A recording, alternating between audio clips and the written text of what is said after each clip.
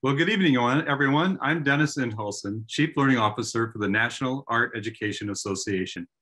Thank you for joining us for Creating Diversity Through Character Development, brought to you by Davis Publications. Thank you, Davis. Tonight, we're using Zoom for webinar. The chat box is open and feel free to contribute your ideas, your questions, and your comments. Closed captioning is available under live transcript. Tonight's webcast is being recorded and available in a few days under the Need to Know webcasts with the arteducators.org website. Well, that's it for now. So let's please welcome Christy Oliver of Davis Publications. Christy?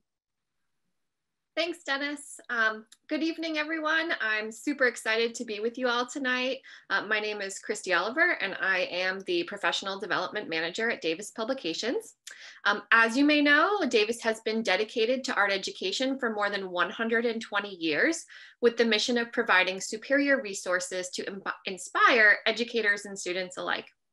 Tonight, I'm excited to introduce to you our partners, Matt and Laura Grundler of the Creativity Department, who host an amazing Twitter chat and podcast called the K12 Art Chat. And they'll be chatting with artist David Gorden and discussing issues surrounding diversity in character development. Just a reminder that if you have any questions for any of us throughout our time together, to please enter them in the chat box. And now it is my pleasure to introduce you to Matt and Laura Grundler. Laura and Matt, can you tell us a little bit about yourselves? Thanks, Christy. I'm Laura Grundler. And I'm Matt Grundler. And we are married art educators. I am the visual arts coordinator for Plano, in Plano, Texas. And I teach both middle school as well as high school art here in Plano as well. And we are, as you said, social media, podcasts, Twitter, the whole thing, advocates mostly, working to build connections between art educators. Awesome. Can you tell us a little bit about K12 Art Chat? Sure. K12 Art Chat is a place for art educators to build a community. K12 Art Chat is a weekly chat that revolves around different topics from different hosts, and allows many of the teachers to be able to share resources with each other, share ideas, and give each other feedback, which we all kind of need sometimes. So that happens every Thursday night at 8:30 on Twitter, except for tonight. And then every Thursday, we also launch a new podcast episode that is our partnership with you all. And we also just visit with people online when they have questions and different things. People use the K12 Art Chat hashtag almost every day to ask each other questions and get help and support from each other. What are the other ways people can get involved? Well, you can listen to the podcast. You can read through the post using just the hashtag.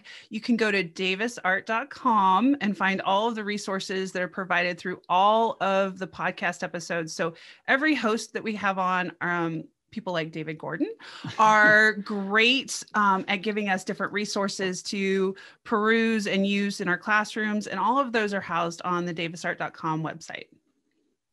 I think, it's been a pleasure and a great way to build a relationship with this person that we're going to introduce. And so, I introduce to you David Gorden. David Gorden is an amazing visual storyteller, an illustrator, a writer, and an entrepreneur, and an all-around amazing human being. I first actually connected with David when I had a student who was asking me, how do I draw braids on, a figure? And we had been doing some figure drawing.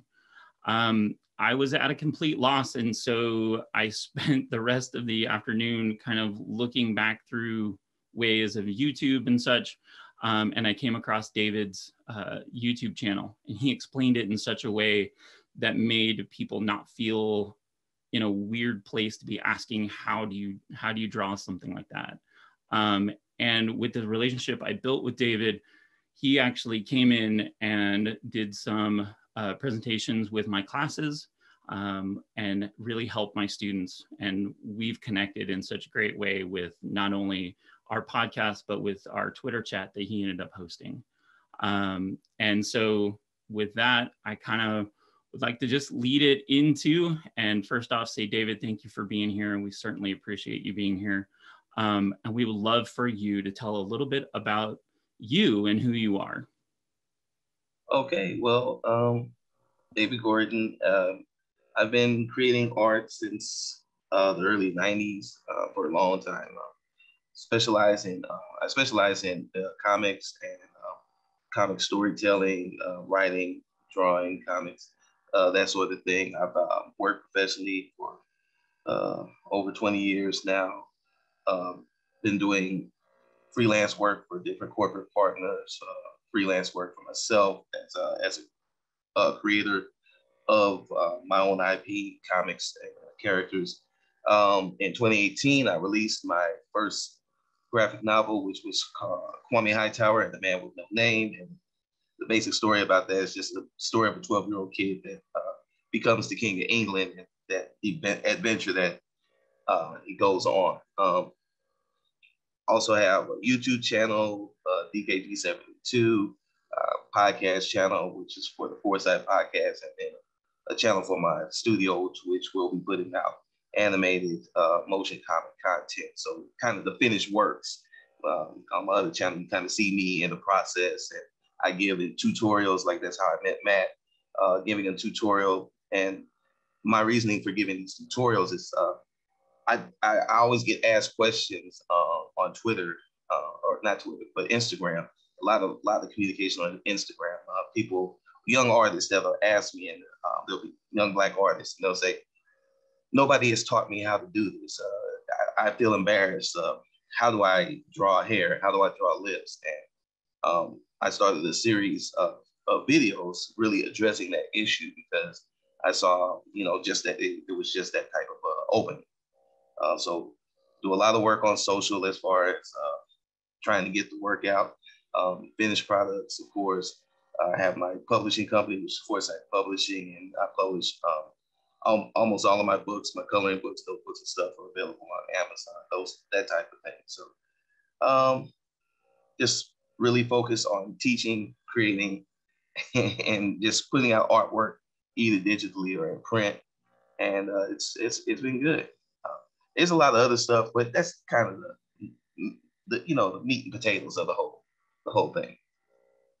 There is a lot of other stuff, David. You're such an entrepreneur, and you're in doing so many different things. I'm every time I visit with you, I'm impressed even more just how busy you are.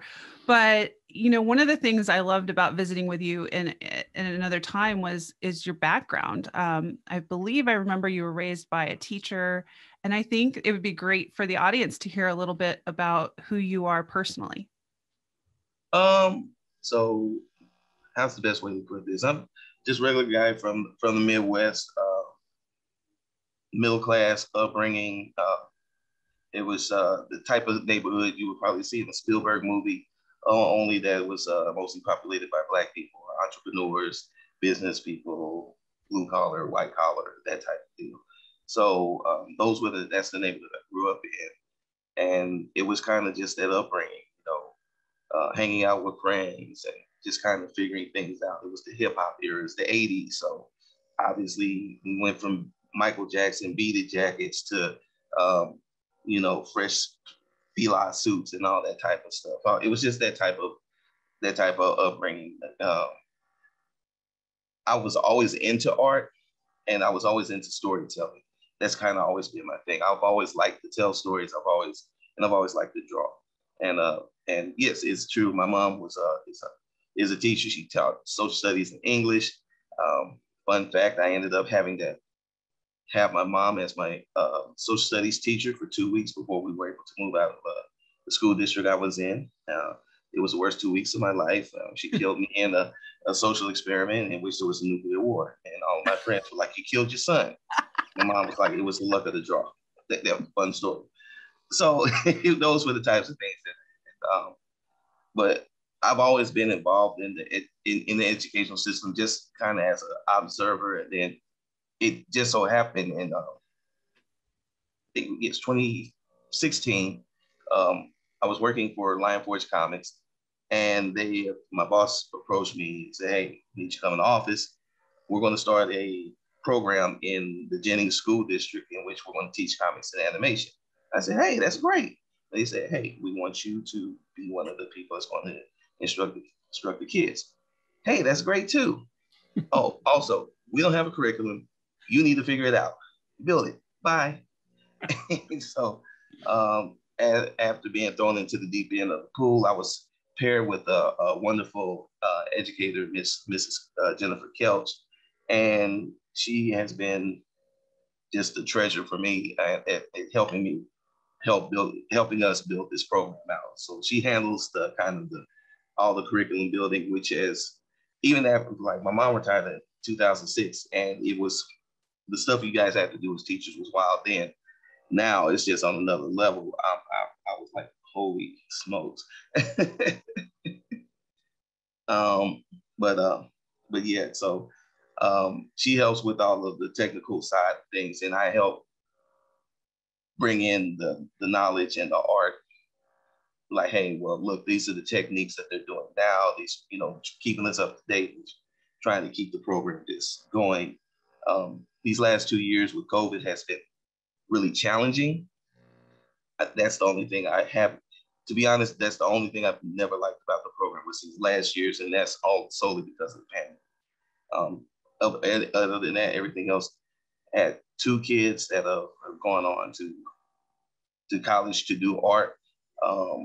Multiple kids graduated and going on to do better things, but when I meet them and see them in the streets nowadays, they'll tell me, "Hey, love the class," and it helped me a lot. So I'm really proud of that. That's kind of my feather in my cap. Again, I'm just so impressed. I mean, you're working in the field, in the comic industry, and you're teaching, supporting your community, and doing all of these things. And, just the fact that, you hosted a chat for us was amazing. During the chat, it was really about the idea of character development. And one of the questions you asked teachers during that chat was, have you ever tried creating a character from another race or a different background from your own?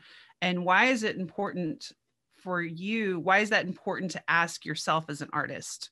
And so I'm curious why you asked everyone that.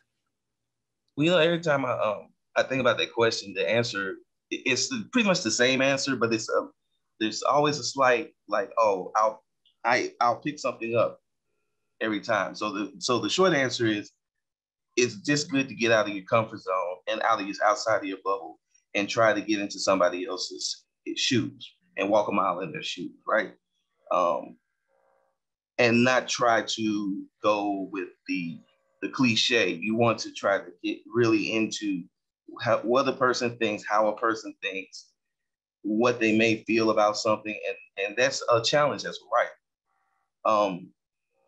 But I think another great impact of that is it gives you more empathy towards a person's plight. It may not make you want to agree with a person, but it can at least give you some insight, and it may even give you another avenue into a debate with a person to where that person can now come to your side or at least understand where you're coming from. So I think making you a much more empathetic person to other people's plights, to other people's challenges, to other people's what they're living and what they're doing is a great thing. And just giving you out of your comfort zone and getting you that real well-rounded look, so that when you're presenting something, whatever creation it is, comic book, cartoon, movie, TV show, everybody can feel included. Everybody can see themselves in the characters that you create. And they can also see that you took the time to really build a character that's not just a red shirt. for all my Star Trek fans, a red shirt, which is basically somebody just to stand there and die. So yes. David, what I loved about this whole conversation was literally how each question really just flowed into the next. And the, some of it, I'm sure it was created that way, but it just flows into. And the next question that you were asking was the idea of preconceived ideas. How we do have a lot of these things that we go, oh, it must be, or oh, it must be this or that. Mm-hmm. And so I guess my question is, how do you work through these preconceived ideas, when you're creating a character? The easy answer, obviously, is okay. Well, that there's certain preconceived notions about somebody of any type of makeup, racial background, or anything. So it's like, well, I'm gonna go the opposite route. But even in that, what you want to do is you want to look at, well, what's the opposite route? What's the out of character type of thing? What if I have a Black guy and he's presented normally in these ways? What are some ways that I could present the character that's not normal, that's not in the ordinary? And it works no matter what you're trying to do.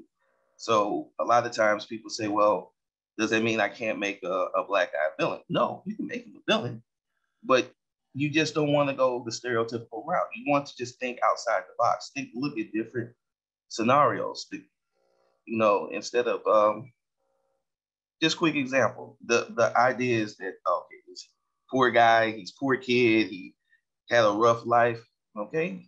I just saw a video where a guy was doing, he said, well, I'm going to do with a character I hate, which is the Joker, but he did a great take. He said, my Joker's going to be Black.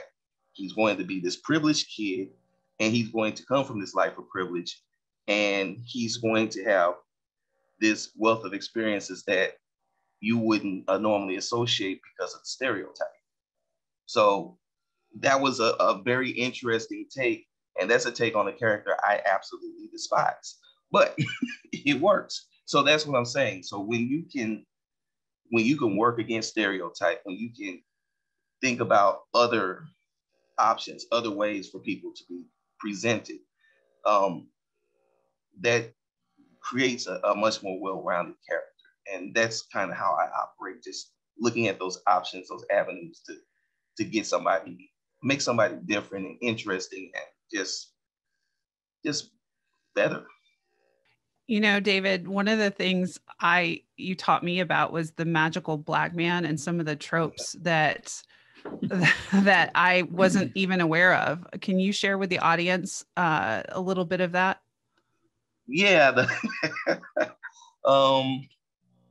So the magical Black man is a trope, and I'll tell the story. What was it? It was a couple years ago. We went to go see King of the Monsters, and it's the end of the movie. The people are trying to figure out how to save the world and everything. A car gets flipped over, and there's 4 characters. It's two white people, the parents, and then the Black character and a Hispanic character. And I remember my friend tapped me on the shoulder. He said, "How much you want to bet she's a Ramirez?" And sure enough, he yells out, "Ramirez!" And it's like, so there are those tropes. The Ramirez trope, which is all Hispanic people only have one of 3 last names, Ramirez, Hector, or Rodriguez, something like that.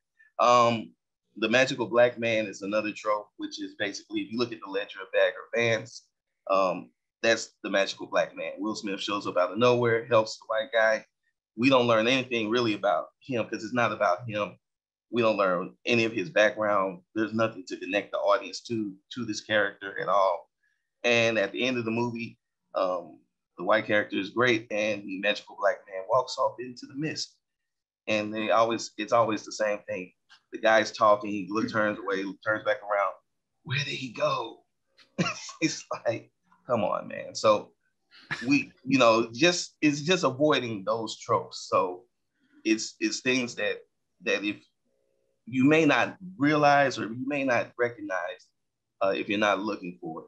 But trust me, we recognize it all the time. Also, now, I will say there is one thing. There's a guy in Hollywood, all he does is play Hector. And I don't want him to ever lose his job. That he's made a whole life, he's feeding his family off of being a Hector. So sometimes, there's always a good and bad. Yep. Always that yin and the yang. Can we go to the next slide? In question 3, during our chat, you asked, what are the intentions that you have when you're creating characters of a different background? And so, of course, I have to ask you, what are your intentions when you're creating characters of different backgrounds? Well, once again, I want a well-rounded. I can't talk today.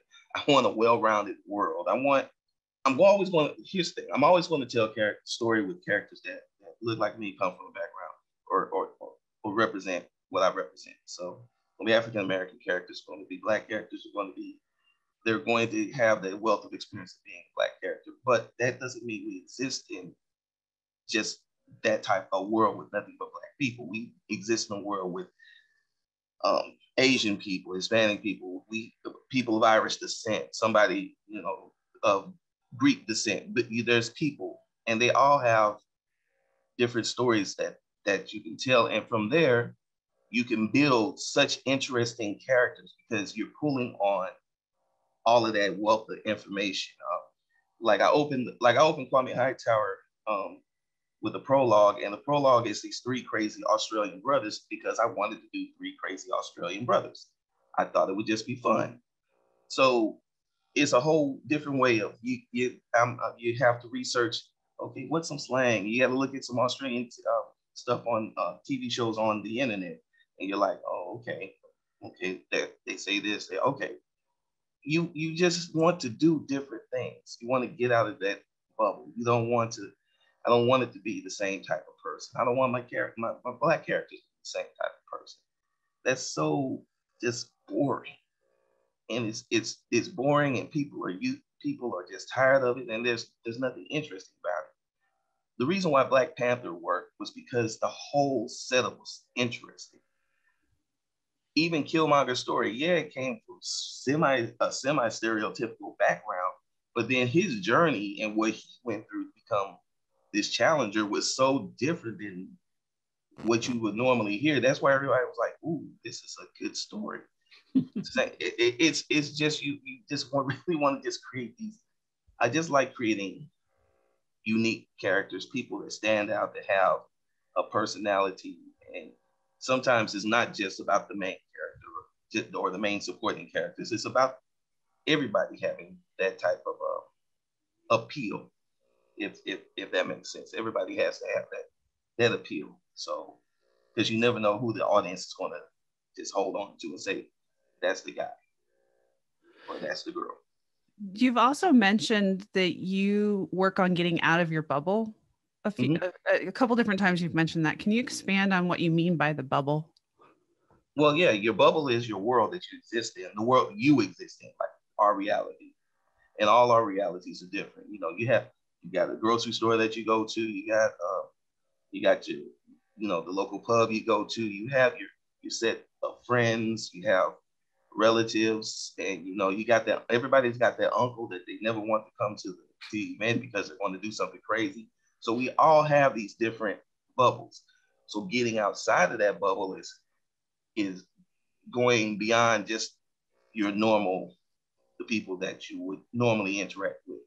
It's maybe interacting with that guy with the crazy dreads that you see at the lunch table that nobody ever talks to, or the guy or the Asian guy that's always on his computer. And you always want to get outside of your bubble, especially as a creator of any kind. You have to, because if you don't, your work just gets stagnant and it's a drag. So that's what I mean by when I say get outside of your bubble. Well, I mean, I guess that kind of leads us into what would be, the next question. How does somebody get outside their bubble, and who are some people of Black or Latino or Asian or LGBTQ? Who do you look toward, as either authors or creators, that somebody else might be able to kind of branch out of their bubble? Well, I'm lucky to work in an industry in which we get, well, before the pandemic, we would have conventions, so we would always be able to get out and see different people, interact with different people. Being in the entertainment industry with comics and animation and so forth, it's always a little bit easier to interact with people that are of different races, cultures, point of views, everything, because everybody's kind of brought into these group settings and collaborative workspaces. So I would say for anybody, if you have the opportunity to travel outside, that's one way. Or because I know it's kind of hard sometimes to just end up, in the thick of things, just walk up to some stranger on the street and say, hey, let me just have a conversation with you. That may or may not always go well. but the best icebreaker, I think, is if you have a work situation, you at least have that one common ground to kind of break the ice. And then when it just comes to the guys that influenced me, I grew up in, like I said, 70s, 80s. I was highly influenced by comics and movies and animation and early anime before it was called anime. People didn't know what to call it. But there were writers like Dwayne McDuffie, the late great Dwayne McDuffie, I should say. He was he's one of the pioneers of. He's helped set up Milestone Comics. He worked at Marvel, DC. He wrote a bunch of TV shows, including Static Shock and Justice League Unlimited. So he was a great big influence on me as a writer and just as a storyteller. Got to spend time with one of my heroes and one of the greatest guys in the industry, Brian Stelfreeze. I always say, if you're an artist and you get to spend 5 minutes with Brian, you're going to come out 20 times better, because he's always going to.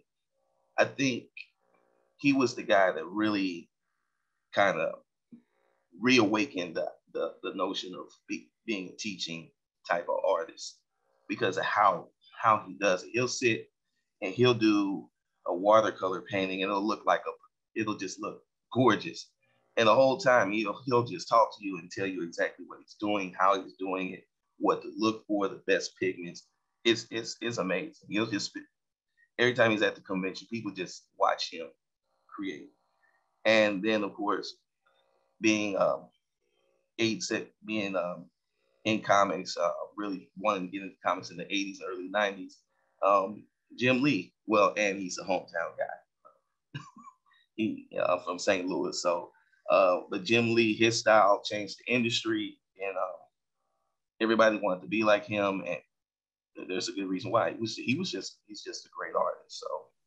So, it was just being a product of that time, and these guys really were influential, not only because they were great, but at the time they were also a part of a very small minority. So the industry back then was way different than it is now. Well, which reminds me of, I recently heard a podcast. Actually, Brene Brown was interviewing Gabby Rivera, and I wasn't familiar with her work, but she is a Bronx-born Puerto Rican queer artist, author, illustrator, and she's doing America Chavez right now. And so my question with that would be, do you see the industry opening up to other minorities? And are you seeing more up and coming artists of color in your industry? Well, let's just look at what you just said. Bronx born, Hispanic,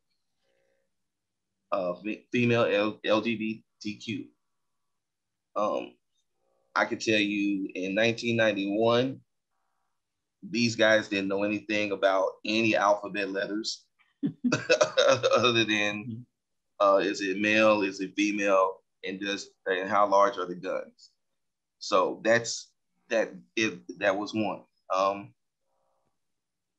So coming up in that time, we would, a lot of times my guys and my crew, we would be the only Black guys in the room sometimes.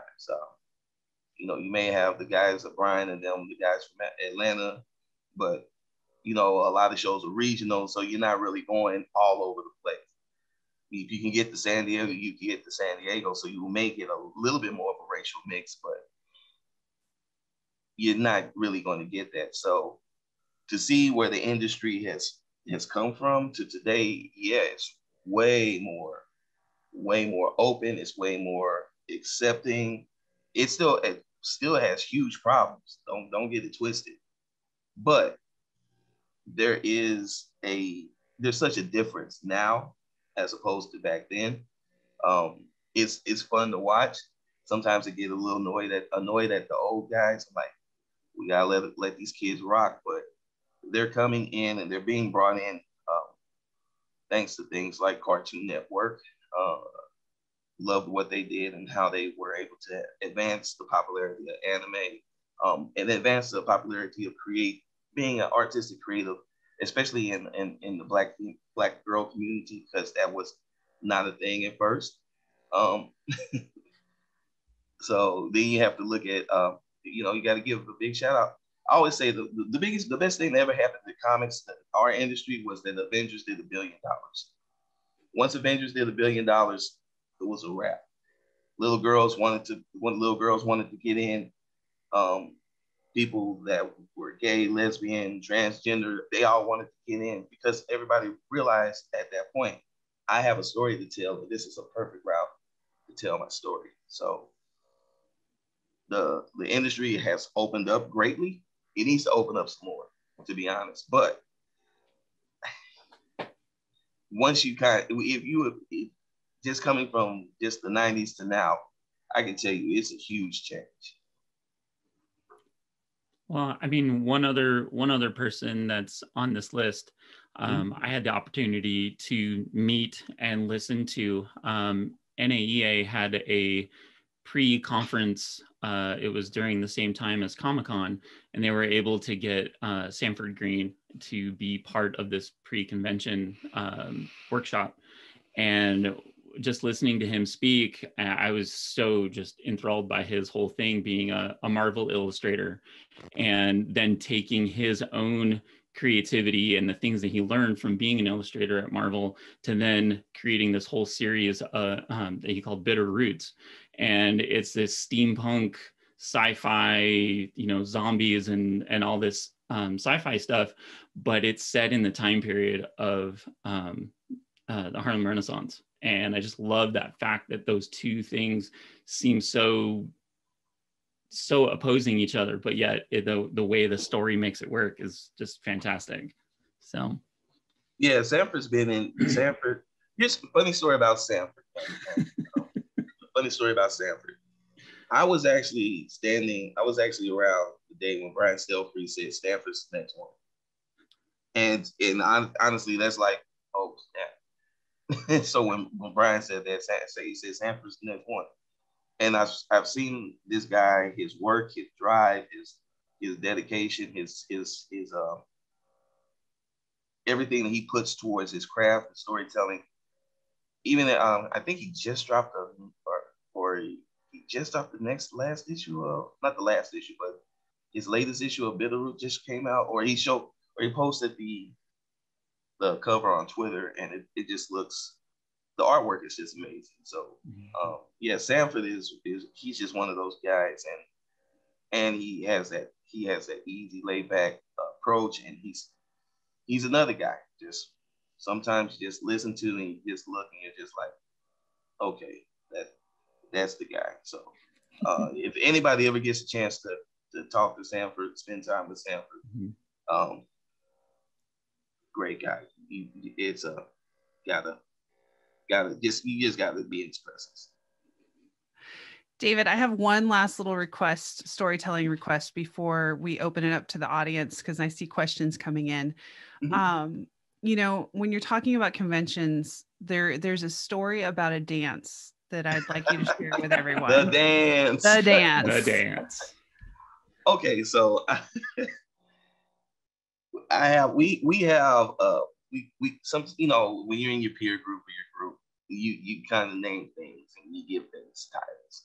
So we have this thing that we call the dance. And the dance is basically when somebody is approaching a table at a convention, and this table may be, just you don't see anything but four, rightly sized Black men. And some of us are a little chubby. I won't say who, but you may be approaching this table, and then you just kind of stop and you'll just start looking around. It's kind of like a sway, a dance. It happened it happened in San Diego. It happened at New York Comic Con. So the one that happened in San Diego, which was a funny story, I was standing in front of a table, because I was actually waiting for them. It was a production crew from Spike TV. And Spike doesn't exist anymore, so there. But it was a production crew for Spike TV because we were working with Rampage Jackson, the MMA fighter at the time. I was writing his book, and he was supposed to do a signing. And we were waiting for Rampage to arrive, and I was waiting for the producer to arrive. Producer shows up with his team, and he's one of those guys. He's got his jacket on, his finely coiffed hair with, looks like it had about 2.5 cans of hairspray, and he just is looking around. So one of one of the people that we had brought to help out at the table, she was looking. It's a friend of mine, and she was looking, and she was just like, so she's like, well, what is that guy looking at? I said, oh, that's the producer. Well, how do you know? Because I see the cameraman and the people behind. So what is he looking for? He's looking for the white person. She said, well, he is? Yeah, he's looked past me about 40 times. It's okay. We're going to wait, and he's going to walk over. Don't say anything. So she said, okay. So finally, the guy, he couldn't find anybody. So he nudges his assistant. Now, his assistant is this 5'1" girl that looks like she had just graduated college. This guy had to have been at least 30, 35. So I'm just like, wow, dude, really? So she walks over and she nervously says, we're just looking to see where Mr. Jackson is going to be. He'll be right here, ma'am. Go ahead and tell him that he can come over. So finally the guy comes over and he's like, hey, I'm looking at, I'm like, oh, okay. Yes. And then I started talking to the assistant, because if you're going to send the assistant over, that's who I'm going to address. I'm not going to address you anymore. So he just kind of looked. I said, yes. So he'll be here. We'll make sure everything is ready for you guys. Did you need anything? Because it wasn't him that walked over. It was her. And I looked back at him and I said, yeah, you. And he just was like, so it's those types of situations. But that's another story of the dance. The dance is always the person looking for the white person because they don't know how to approach them. I appreciate you sharing it because I think it's a really powerful story. And I think that, as you said, we've come a long ways, but we have so much work to do. And don't I look approachable? I'm like, you're so approachable, David. When I get to meet you in real life, I'm going to hug you. You're like a teddy bear. I can't imagine somebody not walking straight up to you and being like your best friend. Like, that's just who you are. That's how we roll. But yeah, the dance, that's what it is. Yeah. Well, I'm pretty sure that Christy has been monitoring the chat. She has. Yeah, there are some great questions coming in. We can start with one that came in pretty early. Folks are wanting to know, David, where you look for references. If you're trying to create characters from all different backgrounds, do you use photographs? Do you use real people? And where do you find the references? Everywhere. The answer to that is everywhere. If I have to, it's Google. If I walk down the street, you'll see a reference. You go into the store, there's a reference there. You always take a mental picture sometimes of body shape, sizes, and just, or it's a personality, something that somebody does that just like, okay, I got you. that's going to show up in the character. So I never say, oh, go to this spot, because that puts a blinder on you, because you're only going to go to one spot. No. So it's not just Google, it's everywhere. As for artists, our superpower is not our ability to draw or know the fine lines and the papers and all that. It's our ability to observe. So when you go for your run, you have to observe. Just observe the world that you're in. You can go by and you're going to see people of every different shape, size, type, beards. So, and you just have to take mental notes. Then you may want to, okay, well, let me look up a picture or something like that. That's fine. But it's your power of observation and your power to make the mental notes, because those are still going to inform even when you use a reference, because you'll pick a guy and say, okay, this is kind of what I want, but I remember Mr. Johnson's beard and I want it big and fluffy like that, but I want his nose pointy like this guy, and then I want his nose squinty like this guy that I saw over here. So that's what you do, and that's the way you draw reference or draw from references. You have to look at something, but it's more than that. You have to be able to observe everything and bring those mental notes to what you're creating at the same time. Great. We also have some questions about which tools you use, like which digital tools specifically you prefer, or which programs. So right now I'm in the middle of this wildly fun journey with Adobe Illustrator, which I have found that most artists absolutely positively hate as a drawing tool. Most people are either using programs like Procreate, which I do. I'm interested in using. It just means I have to get over my aversion to Apple devices. And of course they're using Clip Paint Studio, which I've used before. And I found it was cool, but it didn't attract me. And for some reason, this program that nobody likes, Adobe Illustrator, that's what I've been doing a majority of my digital art in for the past, I would say, since the pandemic started, which was for about a year now. That's when I kind of began this journey. I've really kind of just been all in digitally there. I still like to draw traditionally sketchbooks. I like to paint with watercolors. I love using watercolors when I paint. Acrylics, which acrylics are cool, but I always end up diluting them and using them like watercolors. So it's like, might as well just use watercolors. But when it comes to just digital, right now it's mainly Adobe Illustrator. Sometimes I use it in conjunction with Photoshop, or I'll do some stuff in Photoshop. I'm still kind of dabbling in painting in Adobe Photoshop. Haven't figured it out, mainly because it's so hard to create your own brushes. It's a whole different process, so I just have to wrap my mind around that. And then for equipment, right now I just recently upgraded to a Wacom Cintiq, and I'm so happy I did. So that's kind of where I'm at with the digital art and digital art journey as of now.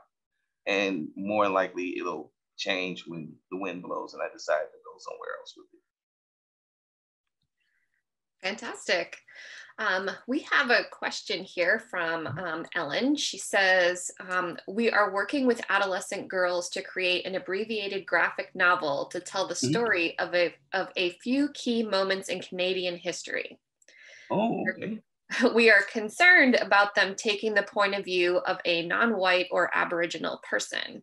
What advice or insight could you give us nervous adults? To seek out, if you want to tell it, and here's where we have to get outside of our bubble. Mm-hmm. If you are trying to tell a person's story and you are not of that person's culture, then you need to seek out people that are of the culture. Recently, like the movie Soul is a perfect example of that. And a lot of people got mad at the movie because, well, they did these things and we weren't. That's not you know, that it's just the same thing. But then Disney came out and said, hey guys, we didn't originally intend for the main character to be Black. We just ended up there naturally. And as soon as they ended at that spot where, okay, he's going to be a jazz musician, he's going to teach jazz, and he's going to be Black, they looked around the room and they said, well, this isn't going to work right now. So what they do, they went out, they got Brian Kemp Powers. They went out, they went through the Pixar, Disney offices, they got as many Black people as can. Hey, you guys are the committee, help us tell this story. So that's what you can do. Now, the minefield of that is that there are still story tropes that some people are going to find fault with. One is the body swapping trope, which, you know, once you watch the movie, it wasn't such a big trope, but because it was played in a commercial, it's such a big trope.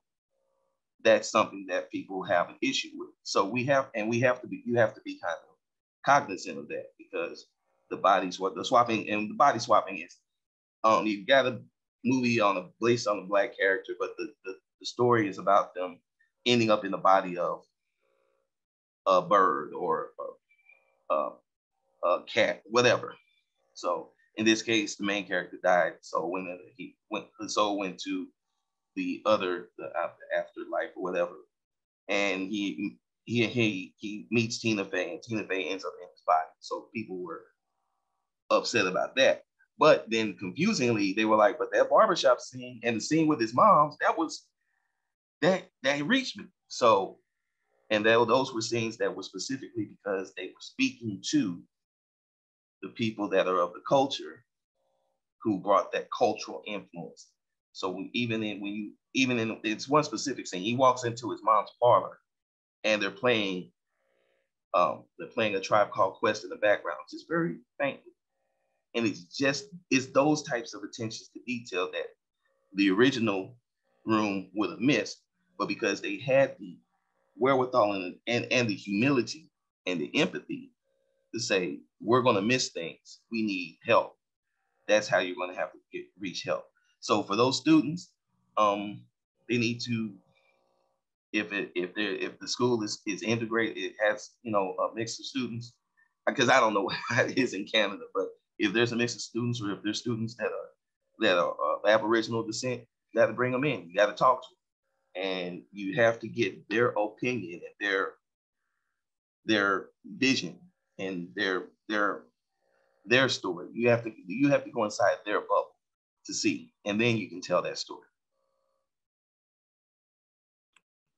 I think that's great advice. So some folks are wondering, when you are working with students, does it take a long time for them to, you know, generate an idea for a story, to kind of work it all through, and then make multiple pages or parts to the narrative? And do you have any advice for how to begin that process?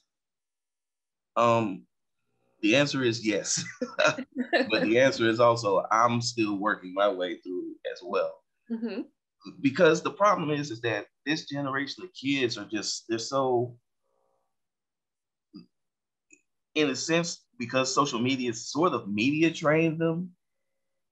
They're seeing people that are putting together stories, and you can go on YouTube and you can learn how to write a script, you can learn how to put together a skit, and you can learn all of this stuff. So in a sense, it's good that they're learning these things, but then I think at some point it creates this unwieldy pressure on them to be able to produce. Well, the story, because my struggle with some of the kids this year was, well, I don't know how to tell the story. And I'm like, well, what do you mean you don't know how to tell the story? Well, I don't know where to start. Well, you got to start. You have to start where you have to look within yourself to get the start. How? Think about how you would respond to the situation. Ask the question, what's the situation that you want your character to be in? How would you respond? And then think about, well, what makes my character different from me? Well, how would they respond? Because they're different from me. So it's kind of this give and take, and I'm still trying to kind of wade through how to get them out of that, because there is they really do hit these roadblocks, and it's going to be interesting. I think it'll be a little bit, it's good. We didn't really get to touch on this much this year because pandemic learning was just the worst. Yeah. But it looks like we'll be back full time in the fall. And I'm looking forward to just trying to really tackle that one a little bit and try different routes. So the only advice I can say is let's what you just kind of have to look at each kid individually and just kind of figure out how to get through to the net. They don't have to be perfect. It doesn't have to be written perfectly. You just got to get the idea out. And we have some questions here about, people wanting to tackle some uncommon subjects or even drawing from life. But do you have any advice or tips for how to craft narratives that are not boring or too stereotypical? Yes, when you're thinking of an idea and you say to yourself, "That's the dumbest thing I ever heard in my life," that's the idea you need to write. Okay. And that's and the reason why I say that is because if you think about it, when you come up with an idea, we're always we're influenced by the things that we watch, the movies that we watch. So obviously everything sometimes is derivative of something that we've seen or grown up with or something like that. Every kid has their Spider-Man story that they want to tell or something like that. So what happens is that you kind of get you may stagnate a little bit. So my advice has always been, think of the stupidest thing you've ever thought of and then run with that. And the reason, and people say, well, why do you do that? Because the challenge is you have to figure out how to make it work. Just remember, there was a boardroom with a bunch of confused people in it trying to figure out how to put together a movie. And a guy walked in and said, you know what? Let's make a movie about a tornado made out of sharks. Oh, right. Sharknado. That literally happened. Yes. 6 movies later, whether we liked it or not. And again, it was the stupidest idea you had ever heard, but people loved it because it was so dumb. Right. And they figured out how, and the challenge was, let's make it work. Now, that doesn't mean that you're going to make high art all the time. Sharknado's not high art.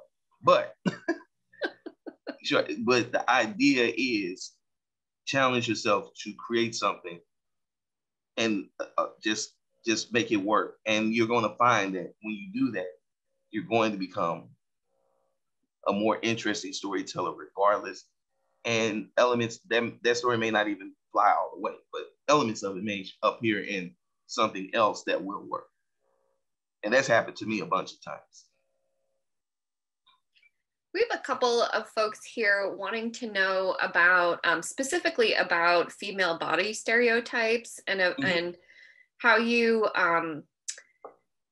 suggest helping folks get over or to acknowledge that there's a lot more body types than just, a skinny, very buxom woman. So they're wondering about how to diversify representations of women specifically. Okay. Remember when I was talking about how I've seen the industry grow and grow and grow? Yes. That's the area where maybe we need a little bit more help. The 90s really messed everything. Because when you look at the proportions and everything, you're just like, oh, okay, yeah, I can see how this could be done.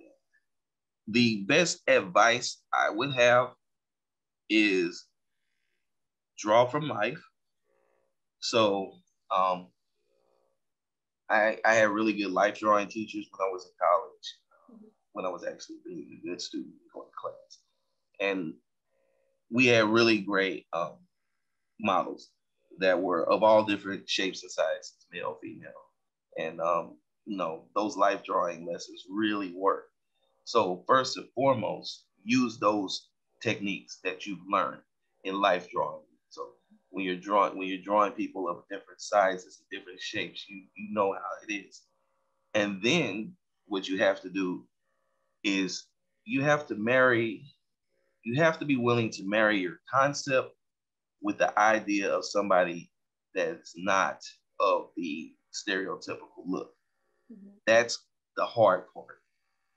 And it can be done. And it's one of those things, but once again, it's almost like the craziest idea or the dumbest idea ever heard. So in order for you to be able to do that, you have to be willing and brave enough to step out there, mm-hmm.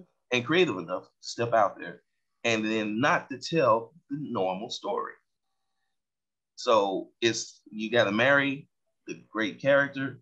You have to be able to draw out a type with the body shapes of any kind. So, and it was funny because it was a few years ago, years and years ago. It's one of the big arguments that we had at the time that we were working with KPLR, Ted Koklar, and he was looking for ideas to maybe revamp Voltron, and we had a chance. So we came in with a pitch, and we were pitching it, and it was myself, a couple of my business partners. We were putting together the creative, and two of us were like, hey, we want to make one of the characters a big guy. Mm-hmm. And one of our partners was just dead set against it. And we were like, why? Why? But it's you get that pushback because the idea is, well, there are these characters, so they're supposed to be this type. Well, no, they can be any type that we want them to be because they're heroes. So fast forward nowadays, now that particular person, that's what now he's looking for, those unique type of characters. It's just that at that time, a little bit more closed-minded. Now, mine's opened up so you can get those types of characters, those, male, female characters that may not be the type that you would want.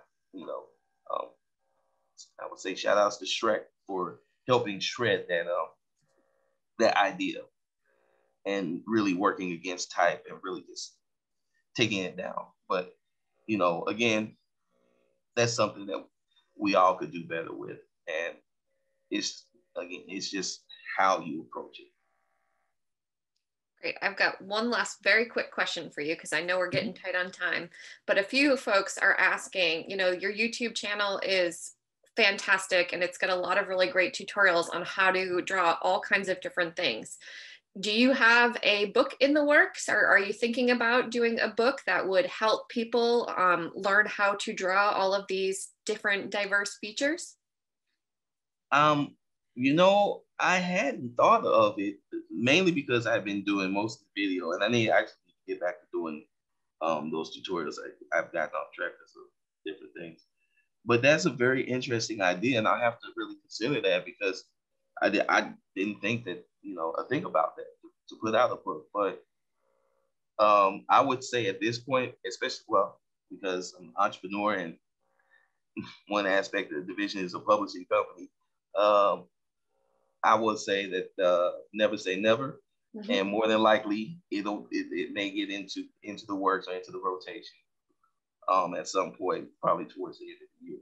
But it would be interesting to put that together and just see how that would go. And I guess I would just say, if you guys would be willing to poll amongst your peers to see if that's something that even you would like to have in the school system. So I think that would definitely help me make that decision, because I couldn't just halfway do something like that. It's got to be all in and 100% in order for it to be right. So that means I would have to really shut down, really take my time, and make sure everything's on point before, you just put something out. So, but I would definitely say it may not have been a thought, but now it's a thought. And if the interest is there, a very strong possibility. Great. Well, we're always happy to plant seeds where they'll grow. Oh, you did. Dennis, can we go to the next slide? So if you'd like to see more of David, you can check out his Instagram, Twitter, Facebook, and Patreon. I know that we popped the website into the chat earlier and also the direct link to the YouTube channel. So definitely please go over and check those out. And we would like to invite you to look at davisart.com for all of the K12 Art Chat podcasts and any other free resources that are found there. And you can find the podcast episode we did with David there and all of the resources he shared on that podcast episode. And to see and hear even more from David Gorden, please check out our Media Arts Intensive. David is one of the featured artists for the event. Whether you're a seasoned media arts teacher or just starting out, is perfect for anyone who wants to incorporate media arts into your classroom, and you will definitely be inspired. The intensive itself is like a cross between an online conference and a self-paced course. So even if you can't make the live event on May 7th and 8th, you can still access all of the content online. You won't want to miss the amazing artist talks, best practice lectures, focus sessions, and panel discussions. We've got a really, really fun lineup, and we'd really love to see you there. If you'd like to sign up or learn more, you can head over to davisart.com/MAI.